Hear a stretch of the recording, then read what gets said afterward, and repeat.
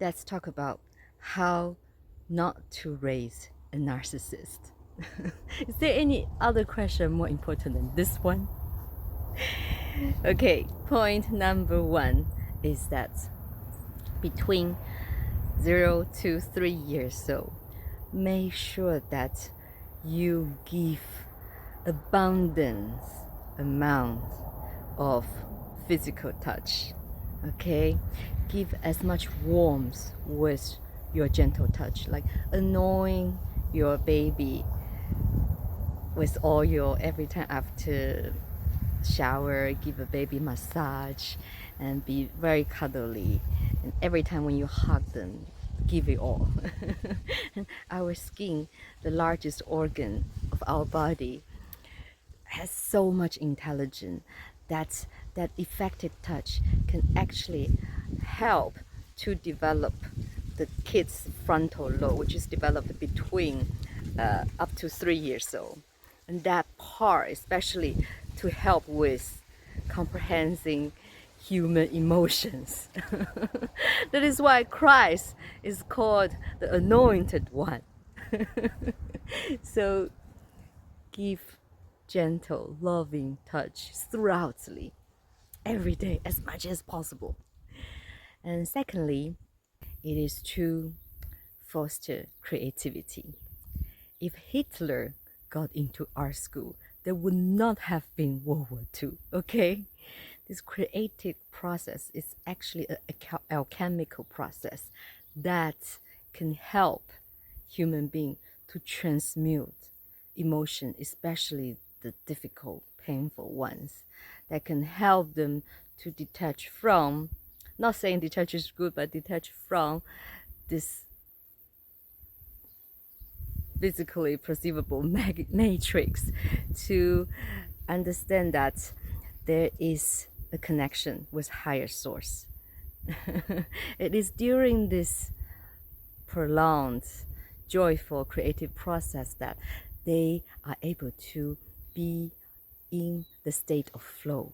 And there they experience this frequency that directly connect them to the source. And that is so familiar. That is the frequency where they were during the gaps between each lifetime.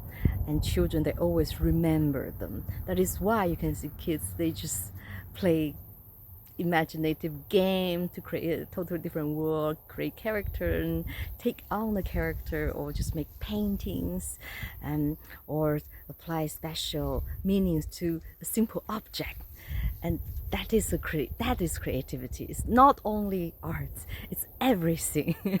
Make things out of nothing and really enjoys thoroughly the whole process. You are still a child, so never stop creating. The third thing is really develop empathy, the most important quality of a human being. And that is that quality that tells apart from narcissists and psychopaths and sociopaths and all this other personality disorder. It is empathy. If there's more empathy in this world, the world will be a so much better place. And you can develop their empathy by really being an empathetic individual, be empathetic parents first, okay? And not only really be with your emotions, also teach them how to feel their emotion and be with their emotions, and tell them that their emotions are valid. It doesn't matter all any kind of emotions, and really pay attention to the emotional well-being from day-to-day life. Sometimes when we saw the kids just fell and then really cried, or sometimes they just really want to have a cry and really tune into their emotions. Sometimes they are expressing some deeper emotion that from even past lifetime, but made them feel that their emotion really matters, and made them also feel that others' emotions also matters. And that is our that is one of our most powerful, beautiful thing as human beings. So find the find the most effective way for you as parents to show them how to be an empathetic individual, whether the way they treat animals or others and or to themselves and to you. And fourthly is to be a great role model. If you're constantly evolving, developing, if they can see that throughout your life, within this 10, 20 years, you become so much brighter, even happier and more empowered beings. Isn't that a direct way of the most effective education, most effective parenting? So whoever you wish your child to become, just be that yourself. Okay, whether being super free, joyful, loving, however good quality, embody it. Be in the state of God and God this. And then you are giving birth to God and Goddess, isn't it? And lastly, I would like to say is that going down to specific actions and relationship and instructions, actually learn about what narcissist parents they do and do the reverse way. For example, narcissist parents, they always make sure that there is disharmony between the siblings. That's why you have to make sure that you are the most just, fair parents, and you let them know that it's not about competition. No, you love them both. They're all unique individual beautiful beings. Make sure that you really keep the equal love. And secondly, never ever act like narcissists who feel jealous and controlling to their children. And it's also for creativity, because narcissists feel resentment when they saw other people are being creative. That's, that can be a really good fact to tell a parent is narcissist when they shut down the kids with the dreams of being artists or even just drawing, painting.